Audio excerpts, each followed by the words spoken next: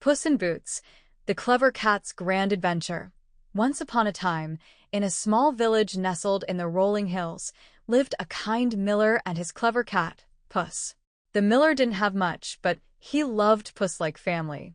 With his sharp mind and loyal heart, Puss had always been more than just a cat. But one day, the miller became very sick, and knowing his time was short, he left everything he had to his only son, Jack. The miller didn't own much, just a small mill and, of course, Puss. As Jack and Puss became close friends, they struggled to make ends meet, but remained hopeful for a brighter future. One morning, as Jack wandered by the river, feeling worried about their hardships, Puss noticed something shimmering in the distance. By the riverbank lay a pair of fancy leather boots, polished and gleaming in the sunlight. Puss's eyes sparkled with an idea. "Jack, my dear friend," Puss said, "these boots are no ordinary boots. They have the power to make you appear as an important nobleman. Put them on, and the world will see you differently." Jack, although unsure, trusted Puss's cleverness. He slipped on the boots, and to his surprise, they fit perfectly. Jack looked down at himself, suddenly feeling more confident, as though the boots truly had magical powers. With Puss by his side, Jack set off for the neighboring kingdom in search of better fortune. As they traveled, Puss whispered his plan. "We're going to the king's castle, and I shall tell him that you are no longer Jack, the miller's son. You are the Marquis of Carabas, a noble lord of great importance." Jack gulped. He wasn't sure if he could pretend to be a nobleman, but he trusted Puss, who always seemed to know what to do. When they arrived at the grand castle, Puss strode confidently up to the palace gates and greeted the king with a graceful bow. "Your Majesty," Puss purred, "allow me to present the Marquis of Carabas, a noble and prosperous lord."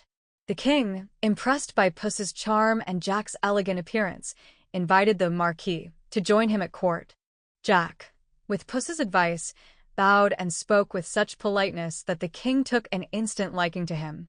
The court marveled at Jack's new title, though none knew that Puss was the mastermind behind the scenes. As the days passed, Jack, now the Marquis of Carabas, became a favorite at court. Puss continued to work his magic, using his wit and charm to win the king's favor and keep Jack's secret.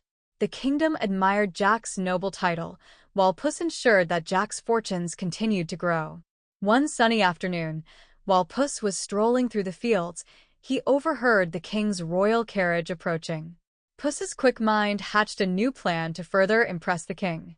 "Your Majesty," Puss said as he met the carriage, "I have discovered a magical wheat field that grows golden wheat on its own, without needing any help. If you visit this field, you will witness its wonders with your own eyes." Intrigued, the king eagerly followed Puss to the wheat field. But this was no ordinary field.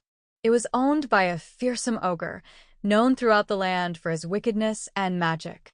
Yet, Puss, ever the brave and clever cat, knew exactly how to handle the situation. Puss approached the ogre and politely challenged him. "I've heard of your magical powers, mighty ogre. I bet you can turn into anything, perhaps even a mouse." The ogre, flattered and eager to show off, boomed with pride. "Of course I can. Watch this." With a flash, the ogre shrank and transformed into a tiny mouse. Seizing the moment, Puss pounced quickly, capturing the ogre mouse in his sharp claws. With the ogre gone, the field now belonged to Jack, and the king marveled at the bravery of Puss and the magic of the wheat field.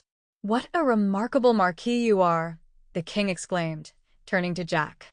"With such loyal friends and magical lands, I shall reward you with even more." The king granted Jack vast lands, riches, and even a grand castle to live in. Jack, overjoyed, invited his father, the kind miller, to live in the castle with them. From that day forward, Puss, now a noble and respected cat, lived happily with Jack and his family, enjoying the wealth and rewards of their great adventures.